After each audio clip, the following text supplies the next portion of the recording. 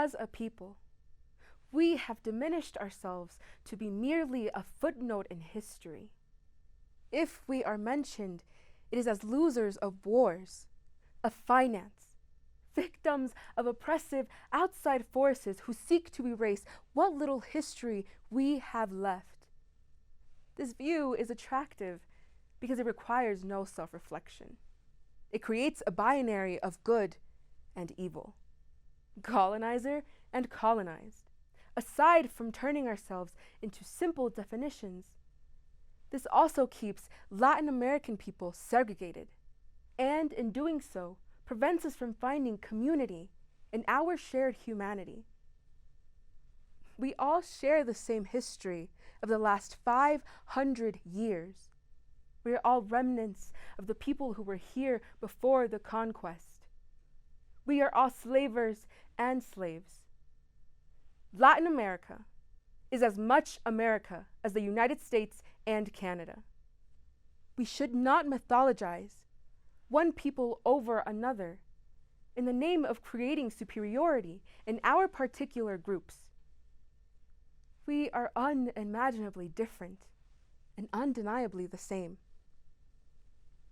The white American is unable to recognize that they have more in common with a Negro in Jamaica than they do with the farmer in France. That farmer in France is on their ancestral land and has been a Frank for as long as France has existed. There is no duality to that farmer. But even a white American has some mixing, if not through blood, then through culture. The American character, regardless of country, is a hybridization of humanity that has not been seen since the ancient conquest between the Arab empires and Europe, or the Mongol invasions that engulfed Asia so many centuries ago.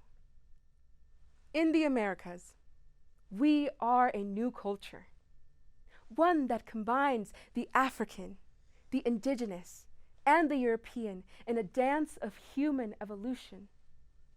To pretend that we are like any one of these strands while denying the others is to be in delusion so profound it can be called madness. We are transhumans, a race unlike any other, of a single nation known as America. If we could only embrace the spectacular newness of the Western Hemisphere without prejudice, without imaginary divisions, we would see that Latin America and Anglo-America are one and the same, and the power we could yield economically, culturally, and politically is beyond that of the old world can compete with. We can imagine new families, one where men can be parents and women can be workers. We can redefine leadership by allowing our women to lead and make their voices heard and their dreams realized, and for men to support those dreams and demonstrate an Enlightenment masculinity that has not been seen in the old world. The United States, in its pursuits of old world notions, is doomed to repeat the same mistakes of every empire since the Sumerians. Divide and conquer is not only an external concept, but also an internal one. I am every culture that has crossed into this hemisphere, and so is every one of you. And so our freedom comes from imagining new concepts of nationhood, personhood, of love, of the very nature of human existence. If we could only overcome petty infighting of the outdated labels. Men versus women, white versus black, Cuban versus Puerto Rican versus Mexican versus Brazilian versus the United States, until we are sick to our hearts by the disease of an outdated humanity. In this generation, we must forge a new human path where we replace mythology and ego with honesty and humility. Let us break the shackles of belief that the way things are the only way they can ever be. I am not talking about utopia. Nothing is perfect. I am talking about pushing ourselves into what we can truly be, a new world. An America united like Bolivar envisioned.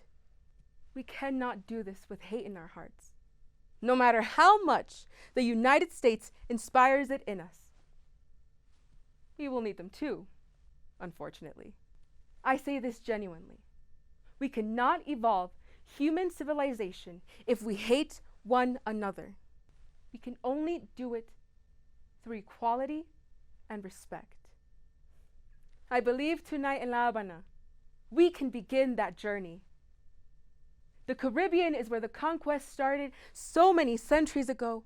Let it also be where we truly liberate ourselves to be a new human race. Thank you.